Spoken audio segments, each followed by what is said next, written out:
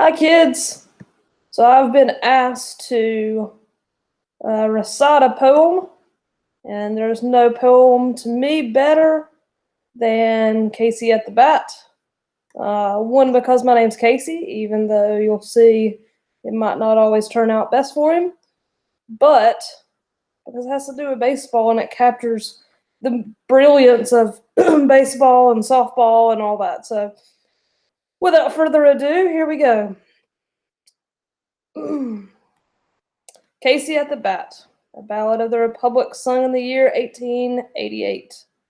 The outlook wasn't brilliant for the Mudville Nine that day. The score stood 4-2 with but one inning more to play. And then when Cooney died at first, Barrows did the same. A sickly silence fell upon the patrons of the game.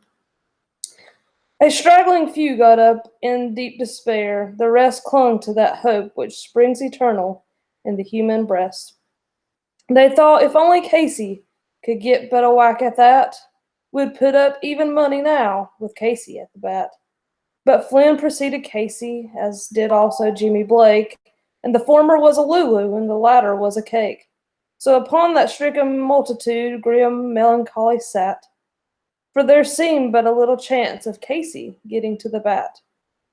But Flynn let it drive a single, to the wonderment of all, and Blake, the much despised, tore the cover off the ball. And when the dust had lifted and men saw what had occurred, there was Jimmy safe at second and Flynn a hugging third. Then from 5,000 throats and more there rose a lusty yell. It rumbled through the valley, it rattled in the dell. It knocked upon the mountain and recoiled upon the flat, for Casey, mighty Casey, was advancing to the bat. There was an ease in Casey's manner as he stepped into his place. There was pride in Casey's bearing and a smile on Casey's face. And when responding to the cheers, he lightly doffed his hat. No stranger in the crowd could doubt 'twas Casey at the bat. 10,000 eyes were on him as he rubbed his hands with dirt. 5,000 tongues applauded when he wiped them on his shirt. Then, while the writhing pitcher ground the ball into his hip, defiance gleamed in Casey's eye, a sneer curled Casey's lip. And now the leather-covered sphere came hurtling through the air, and Casey stood a-watching it in haughty grandeur there. Close by the sturdy batsman, the ball in heated speed.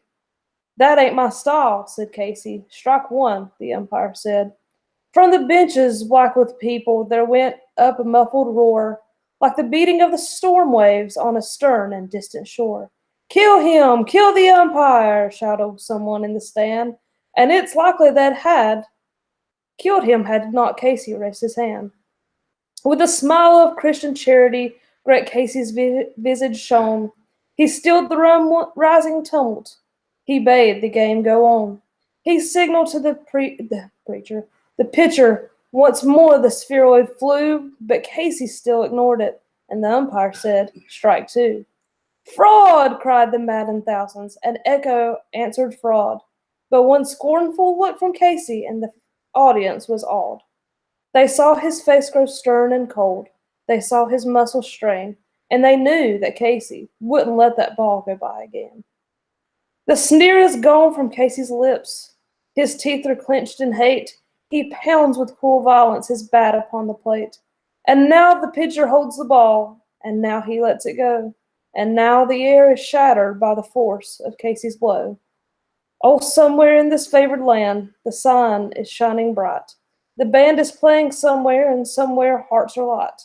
And somewhere men are laughing, and somewhere children shout. But there is no joy in Mudville. Mighty Casey has struck out. I hope y'all enjoyed this with my Wingate helmet on. I hope y'all are doing well. Love you guys. Peace out.